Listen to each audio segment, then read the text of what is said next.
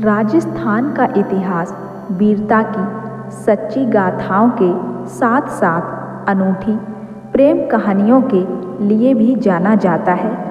यहाँ अनेकों प्रेम कथाएं प्रचलित हैं, लेकिन उनमें से कुछ ऐसी हैं जो इतिहास के पन्नों पर अपना नाम लिखवाने में सफल हुई हैं। ऐसी ही एक कहानी है मारवाड़ के एक वेश्या की बेटी की, जिसने राजा के आदेश की अवहेलना की। उसे अपने प्रेम में इतना विश्वास था कि उसने सजा की परवाह किए बिना राजा का प्रस्ताव ठुकरा दिया था। ये प्रेम कहानी पूरे राजस्थान में बहुत मशहूर है। गुजरात के बादशाह महमूद शाह का दिल मारवाड़ से आई जवाहर पातुर की बेटी कंबल पर आ गया। उस पर कंबल की खूबसूरती का भूत सवार था। उसने कंबल को समझाने की कोशिश की और कहा, मेरी बात मान लो, मेरे पास आ जाओ, मैं तुझे 2 लाख रुपए सालाना की जागीर दे दूंगा और तेरे सामने पड़े हीरे जवाहरात भी तेरे होंगे। इतना कहकर राजा ने हीरों का हार कंबल के गले में पहनाने की कोशिश की।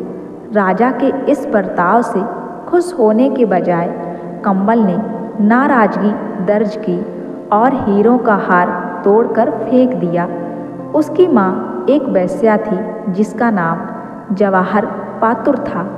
उसने बेटी की हरकत पर बादशाह से माफ़ी मांगी। माँ ने बेटी को बहुत समझाया कि बादशाह की बात मान ले और उसके पास चली जा, तू पूरे गुजरात पर राज करेगी। पर कंबल ने माँ से साफ मना कर दिया। उसने माँ से कहा कि वह केहर को प्यार करती है। दुनिया का कोई भी राजा उसके किसी काम का नहीं। कंबल केहर सिंह चौहान महमूद शाह के अधीन एक छोटी सी जागीर बारिया का जागीरदार था और कंबल उसे प्यार करती थी। उसकी माँ ने बहुत समझाया कि तू एक वेश्या की बेटी है, तू किसी एक की घरवाली नहीं बन सकती। लेकिन कंबल ने साफ कह दिया कि केहर जैसे शेर के गले में बाहर डालने वाली उस गीदड़ महमूद के गले कैसे लग सकती है। यह बात जब बादशाह को पता चली तो वह आग बबूला हो गया। उसने कंबल को कैद करने के आदेश दे दिए। बादशाह ने यह भी ऐलान किया कि केहर को कैद करने वाले को उसकी जागीर जब्त कर दी जाए। पर केहर जैसे राजपूत योद्धा से कौन टक्कर ले। फिर भी दरबार में उपस्थित उसके सामंतों में से एक जलाल आगे आया। उसके पास छोटी सी जागीर थी, सो लालच में उसने यह बीड़ा उठा लिया। होली खेलने के बहाने से उसने केहर को महल में बुलाकर षड्यंत्र पूर्वक उसे कैद कर लिया, ताकि कंबल अपने प्रेमी की दयनीय हालत देखकर दुखी होती रहे। कंबल रोज पिंजरे में कैद केहर को खाना खिलाने आती। एक दिन कंबल ने एक कटारी और एक छोटी आरी केहर को लाकर दी। उसी समय केहर की दासी टुन्ना ने वहाँ सुरक्षा के लिए तैनात फालूदा खां को जहर मिली भांग पिलाकर बेहोश कर दिया। इस बीच मौका पाकर केहर पिंजरे से आज़ाद हो गया और अपने साथियों के साथ से बाहर निकल आया।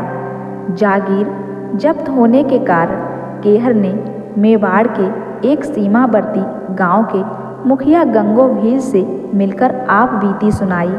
गंगो भील ने अपने अधीन 60 गांव के भीलों का पूरा समर्थन केहर को देने का वादा किया।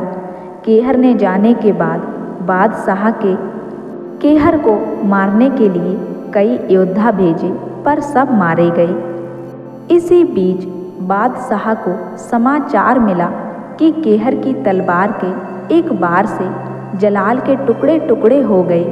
कंबल केहर की जितनी किस्से सुनते उतने ही खुश होते और उसे खुश देखकर बादशाह को उतना ही गुस्सा आता, पर वह क्या करे, बेचारा बेबस था। केहर को पकड़ने या मारने की हिम्मत उसके किसी सामंत और योद्धा में नहीं थी। छंगना नाई की बहन कंबल की नौकरानी थी। एक दिन कंबल ने एक पत्र लिखना छंगना नाई के हाथ केहर को भिजवाया। केहर ने कंबल का संदेश पढ़ा। मारवाड़ के व्यापारी मुंदड़ा की बारात अजमेर से अहमदाबाद आ रही है। रास्ते में आप उसे लूटना मत और उसी बारात के साथ वेश बदल कर अहमदाबाद आ जाना। पहुंचने पर मैं दूसरा संदेश आपको भेजूंगी। अजमेर अहमदाबाद मार्ग पर बारात में केहर और उसके 4 साथी बारात के साथ हो लिए। केहर जोगी के वेश में था। उसके चारों राजपूत साथी हाथियों से लैस थे। कंबल ने बादशाह के प्रति अपना रवैया बदल लिया, पर नज़दीक जाने के बाद भी महमूद शाह को अपना शरीर छूने न देती। कंबल ने अपनी दासी को बारात देखने के बहाने भेजकर केहर को सारी योजना समझा दी। बारात पहुंचने से पहले ही कंबल ने राजा से कहा, हजरत केहर का तो कोई अता पता नहीं, आखिर आपसे कहाँ बच पाएगा। उसका इंतजार करते करते मैं भी थक गई हूँ। अब तो मेरी जगह आपके चरणों में ही है, लेकिन हुजूर, मैं आपकी बांदी बनकर नहीं रहूँगी। अगर आप मुझे वाकई चाहते हैं तो आपको मेरे साथ विवाह करना होगा, और विवाह के बारे में मेरी कुछ शर्तें हैं, वह आपको माननी होंगी। कंबल की शर्तें थीं, साथ ही मुंदड़ा जी की बारात के दिन ही हो, विवाह हिंदू रीति रिवाज के अनुसार हो, विनायक बैठे, मंगल गीत गाए जाएं, सारी रात नौबत बाजे। शादी के दिन मेरा डेरा बुलंद गुंबज में हो, आप बुलंद गुंबज पधारें तो आतिशबाजी चले, तोपें छूटें, ढोल बजें, और मेरी शादी देखने वालों के लिए किसी तरह की रोक टोक ना हो, और मेरी माँ जवाहर पात्र पालकी में बैठकर बुलंद गुंबज के अंदर आ सके। उसकी खूबसूरती में पागल राजा ने उसकी सारी शर्तें मान लीं। शादी के दिन सांझ ढले कंबल की दासी टुन्ना पालकी ले जवाहर पात्र को लेने उसके डेरे पहुंची। वहां योजना अनुसार केहर शस्त्रों से सुसज्जित हो पहले ही तैयार बैठा हुआ था। टुन्ना ने पालकी के कहारों को किसी बहाने इधर उधर कर दिया और उसमें चुपके से केहर को बिठाकर पालकी के पर्दे लगा दिए। पालकी के बुलंद गुंबज पहुंचने पर सारे मर्दों को वहां से हटवाकर कंबल ने केहर को वहां छिपा दिया। थोड़ी ही देर में राजा हाथी पर बैठकर सज धज कर बुलंद गुंबज पहुंचा। महमूद शाह के बुलंद गुंबज में प्रवेश करते ही बाहर आतिशबाजी होने लगी और ढोल पर ढोल जोरदार थाप की गड़गड़ाहट से बुलंद गुंबज थरथराने लगी। तभी केहर बाहर निकल आया और उसने बादशाह को ललकारा, आज देखते हैं शेर कौन है और गीदड़ कौन। तूने मेरे साथ बहुत छल कपट किया, आज तुझे मारकर मैं अपना वचन पूरा करूँगा। दोनों योद्धा भीड़ गए। दोनों में भयंकर युद्ध हुआ। दोनों में मल युद्ध होने लगा। उनके पैरों के धमाकों से बुलंद गुंबज थरथराने लगा, पर बाहर हो रही आतिशबाजी के चलते अंदर क्या हो रहा है किसी को पता न चल सका। लेकिन केहर मल युद्ध में प्रवीण था, इसलिए महमूद शाह को उसने थोड़ी देर में अपने मजबूत घुटनों से कुचल दिया। बादशाह के मुंह से खून का फव्वारा छूट पड़ा और कुछ ही देर में उसकी जीवन लीला समाप्त हो गई। दासी टुन्ना ने केहर और कंबल को पालकी में बैठाकर पर्दा लगाया और कहारों और सैनिकों को हुक्म दिया कि जवाहर बाई की पालकी तैयार है, उसे उनके डेरे पर पहुंचा दो और बादशाह आज रात यहीं बुलंद गुंबज में कंबल के साथ विराजेंगे।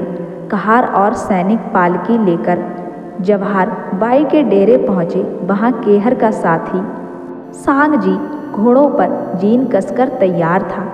केहर ने कम्बल को और सांग जी ने टुन्ना को अपने साथ घोड़ों पर बिठाया और चल पड़े। जवाहर बाई को छोड़ने आए कहार और शाही सिपाही एक दूसरे का मुंह ताकते रह गए। तो दोस्तों, यह थी कम्बल केहर की खूबसूरत प्रेम कहानी।